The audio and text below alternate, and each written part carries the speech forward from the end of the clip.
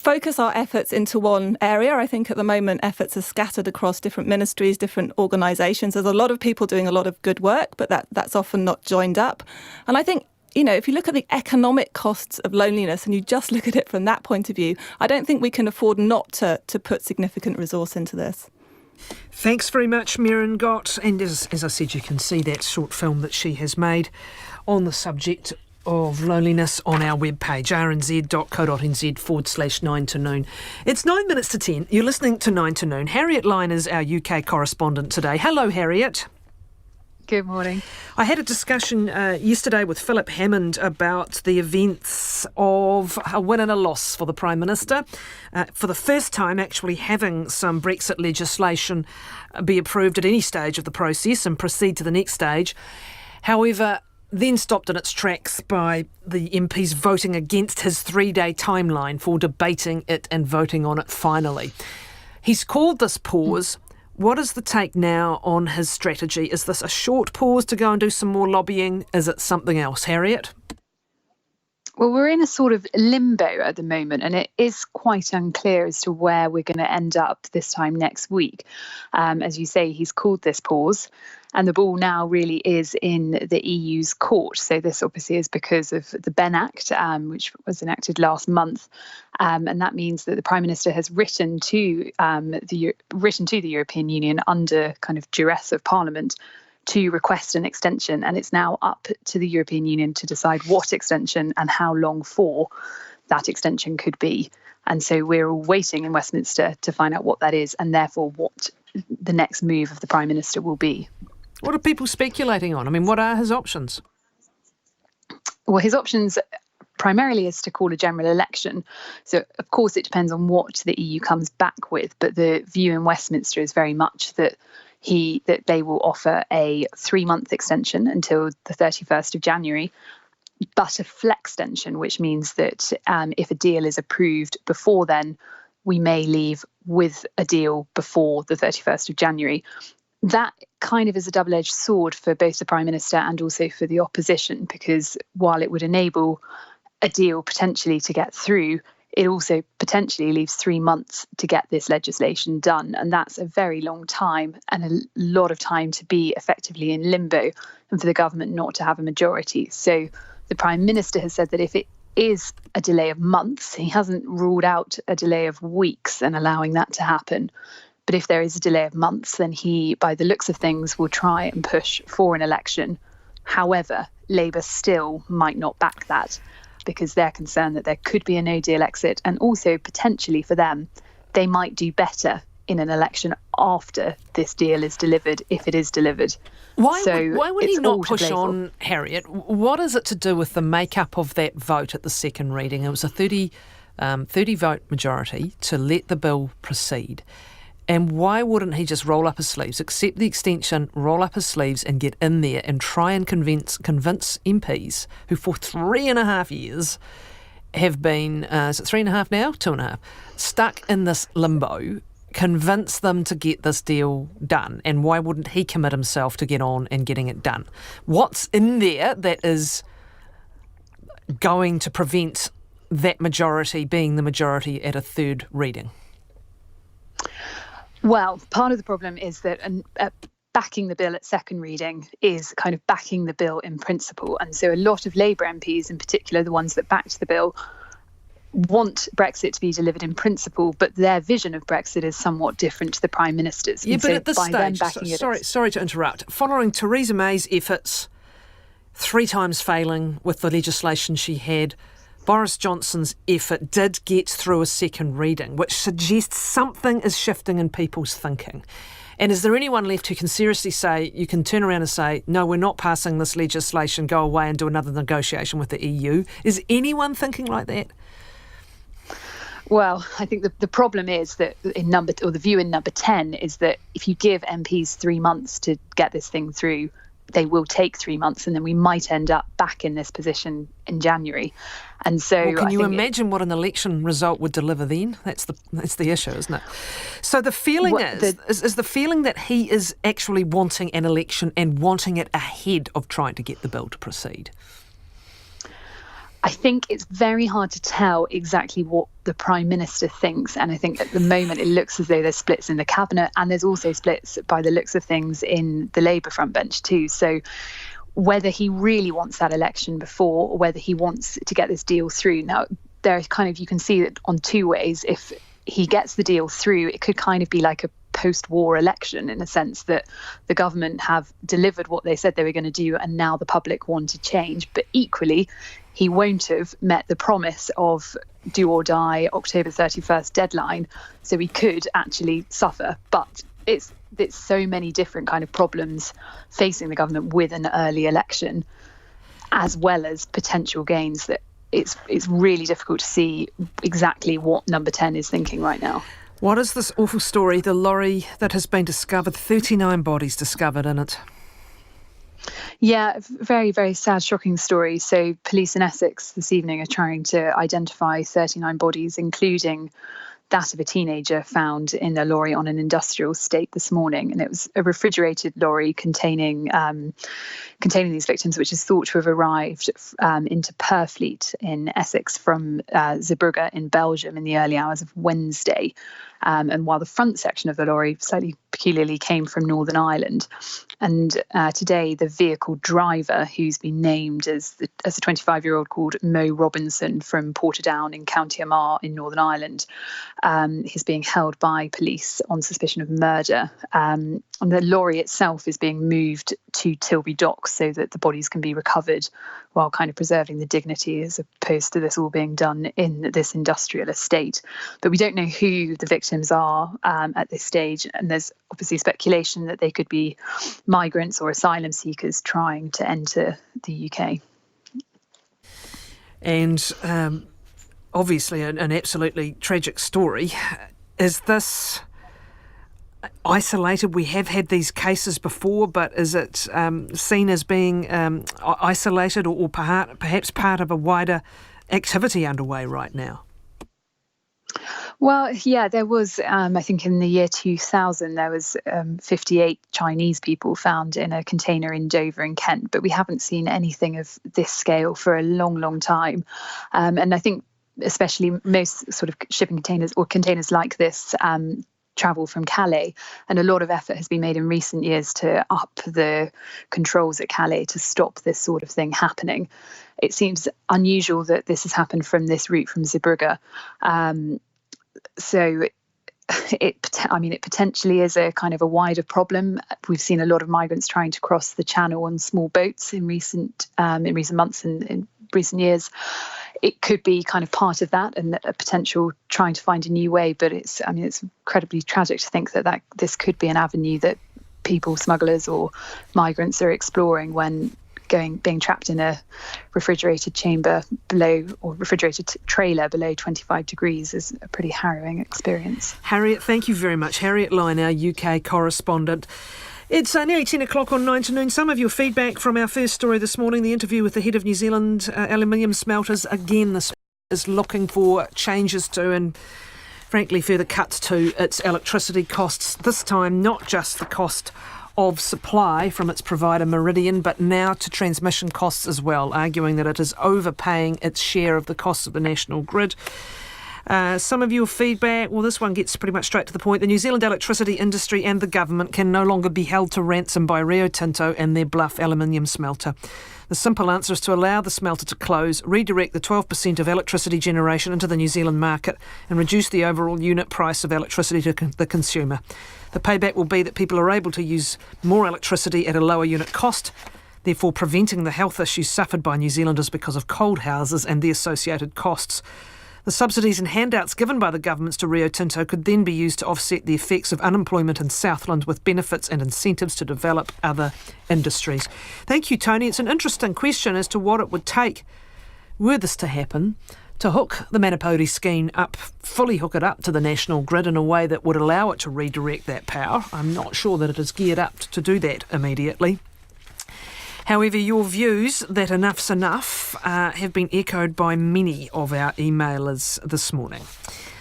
Thank you very much for your feedback. You're listening to 9 to Noon on RNZ National.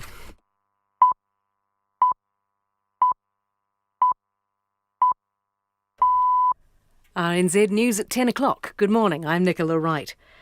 Under a new plan that's just been unveiled, farmers won't have to start paying for their emissions until 2025, as long as they make progress in finding ways to measure and price those emissions at the farm level. But in the meantime, legislation will still be passed putting agriculture into the emissions trading scheme from 2025, with a 95% discount rate. Here's our political editor, Jane Patterson. In July, the government announced it had reached an historic consensus with the agriculture sector on the need to implement farm-level pricing on emissions from 2025. Today, it's announced farmers are being given 5 years to develop practical ways to measure and price emissions at the farm level, separate from the ETS. However, if a review held in 2020 deems the sector isn't making progress, the government can put the sector into the ETS earlier at the processor level rather than the farm level. From Parliament, Jane Patterson.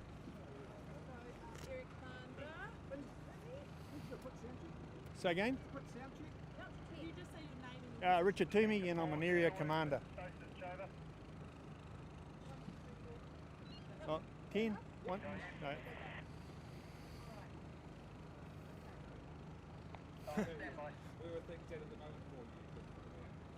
Yeah, they're in a lot better place than they were yesterday for sure. We have the fire under control. It's not out, but we have control of it. It's going to be ongoing with hot spots and little flare-ups, and that's mainly on the Hobson Street, the eastern side of the building at this stage. Yeah, so yeah, we're in a good space. Sort of moved in a little bit into the recovery space again. We're working with Fletchers, and we're removing a lot of the iron that's loose that potentially the wind could get hold of. We're pumping out the basement, working with Auckland Transport, trying to get the roads open. So yeah, we're in a lot better place than we were yesterday.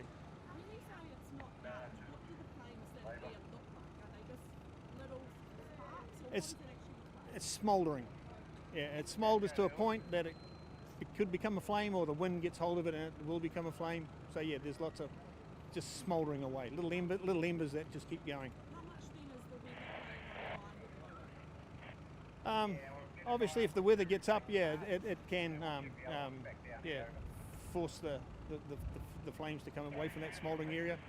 We're using thermal imaging camera. We've had the drones up trying to find hot spots. They've been guiding our aerials, the water streams to them. So yeah, And how long can that process last, the hotspot process? oh, it can go on we're envisaging it'll go on all through the night. Yeah. We probably got it under control at about 6:37 this morning. Yeah, so an awful lot. There's several layers in the basement are flooded, so we've got to remove the water. Working with the local council on how we achieve that. Hey? Yes, it's covering cars. And that's in the lowest basement, is it? Yes. And is there a concern that it will get up into the next level? Yes, it's already there. Okay. Yeah. How deep is it there? I'm not sure at the moment. It was probably a couple of metres in that space as well. Yeah. Not sure. There's quite a few of them, but we haven't had a chance to count them. Yes. Yeah. Yeah. Well, I'm not. Yeah, I would imagine they would be. Yeah. Can you explain, just to confirm, what's actually happened with the roof? The roof? Okay, so with the roof, during the fire, obviously the fire was burning between the roof and what was underneath it. So we had a space where the fire was going through. Couldn't access it from above because the roofing iron was there, and we couldn't access it from underneath, so it's just had to travel through. We were reliant on that material dropping down. People saying the roof was going to collapse. The roof has done what it was supposed to do. It's remained intact. All the material has dropped down, and it's burnt out and dropped down. They say we just couldn't access it from above or below. What are I've read there's been some monsoon buckets being used. No. What is that all about, and is that a thing? Monsoon buckets are a thing. They use them in rural fires. They're a big bucket. They hang from below helicopters to throw water onto things. So yeah, I don't know in what context it was talked about here, but no, as far as no, it was never considered.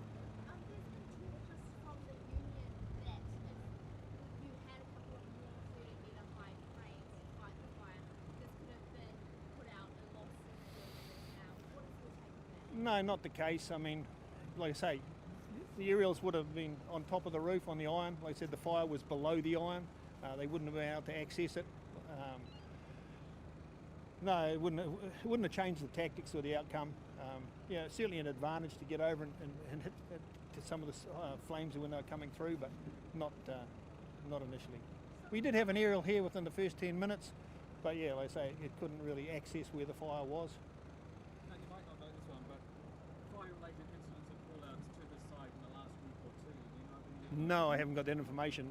Sorry. And how was the status of, I think it was a firefighter yesterday who had a concussion and was taken off to get some checks. Is he okay, and have there been any other incidents since? Yeah, he's fine. He was transported in a very minor condition. We've had another patient overnight, which we have treated on scene and haven't transported, and one this morning that has been treated and transported to Auckland Hospital, again in a very minor condition. And then firefighters? Correct. And what is it, smoke inhalation rather than injuries? Both, since midnight we've had two, they've both been injuries.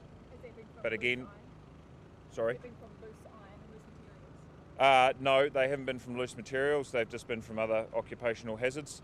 But yeah, both injuries not related to any medical incident or anything like that.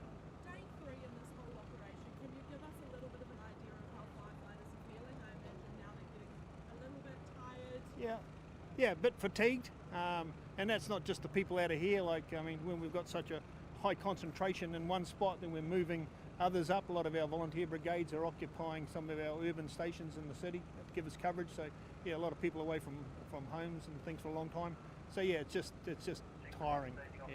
And is that playing into, the safety of firefighters who are feeling mentally, prepared to keep going for as long as it takes? No, one of the challenges is that we keep rotating our staff as much as we can. So yeah, they're tired. So I mean, we monitor their fatigue levels. In this instance, because we can't get in to do internal firefighting, a lot of it's being done from outside. So it's it's just the fact of being here and just carrying heavy loads and working hard. So and it's been repetitive. So they go back, get a break, then they're back in here again. So yeah. Last night they said they'd hoped it would be out by late last night, but obviously that's not the case. Is it taking longer than you would have hoped, and why is that? No, it's just it takes as long as it takes, and that was that the fire burning through that cavity and just keeping a check on it. We let it burn out during the night, and then this morning we were able to get in and knock it down. So yeah, it's yeah. Yep. Was there a window that you could have put this under control more quickly and different appliances? No. Like I say, aerial appliances usually attack from above, and that's putting water down. Well, they would have been putting it on the roof, and it was actually burning under the roof.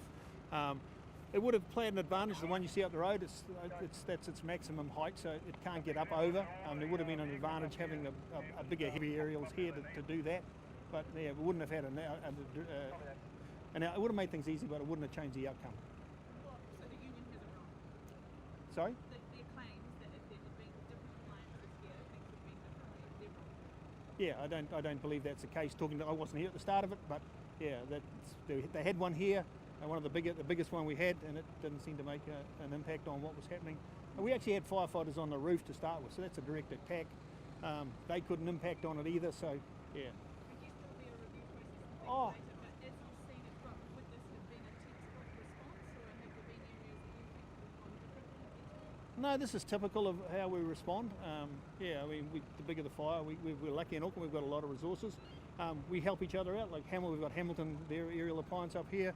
We've had fires in Hamilton, we've sent ours down. It's just our normal. Do you know when the decision was made to bring that Hamilton appliance? I believe it was when the alarm level went up, so it would have been within the first hour. Yeah. Sorry, just on that response, how quickly did fire know what they could do, the scale of this? Oh, real fast. I mean, we have a predetermined response. Like when someone says there's a fire, you get X amount of trucks. The first officers have arrived, weighed up the situation, and they've upped the alarm levels, which means they're doubling. Then they can they keep the levels going up. Each of those responses has a predetermined appliances that come. So yeah, one of them would have been another aerial. We didn't have one here, so they went to Hamilton. How many 75. Yeah. And some of them are now inside? Or are they all still outside? The bulk of them are outside. The ones that are inside are just starting to access stairwells where it's safe to do so. We're going to, with the company, with their engineers, we're going to go in and make an assessment on the structure of the building, where it's safe to go and not safe. Just to get, we haven't had anybody in there to do that yet. So, and that determines what roads we can open and what our actions are going forward. When is that happening? When are they going to go and do this? Within the next hour or two. Yep. What can you say that the overall structural integrity of the building is now? Well, I can only see it from outside. Like I say, that it's still there. The roof's still there. I mean, I would imagine being a metal roof, and I think it looks like there's been a bit of heat, so it would be buckled, but it's still intact. So yeah, they've just got to make assessments of what's safe when we put people in. Where it's safe for them to go. And just confirming, is there anyone on the roof currently? Will you be putting people on the roof soon? Yeah, we've had people on the roof. There are places where it is safe for them to go to, but we haven't got them up there at the moment. You would have seen when you arrived there was a big crane with a basket, so we're actually removing part of the roofing iron.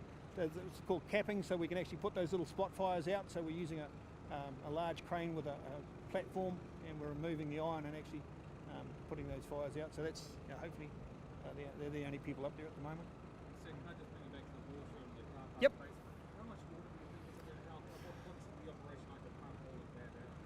We haven't got the pumps to do it. We're Fletcher's, the company's arranging for pumps from the ports of Auckland, big capacity pumps, and we're working with the council as to where we can put that water. So yeah, we're talking millions of litres. Can you pump it out faster than you're putting it in? No. And how much water has been used to fight this fire? I'd have to look that up. An awful lot. Yeah. I mean, there's millions of litres have gone onto this. Yeah. So yeah. Clear up last night about 4 a.m. What does that mean for the potential damage on the floors of energy below? Is it worse than last night? Sorry, what was that?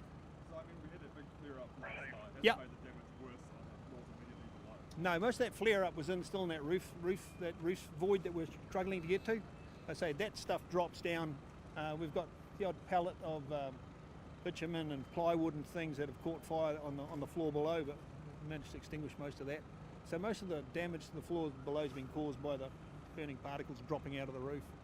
What sort of shape is the fifth floor concrete? We'll get our engineers in to have a look. Fifth floor is concrete. From what we've seen, it's still structurally okay, but we'll need experts to make that decision for us.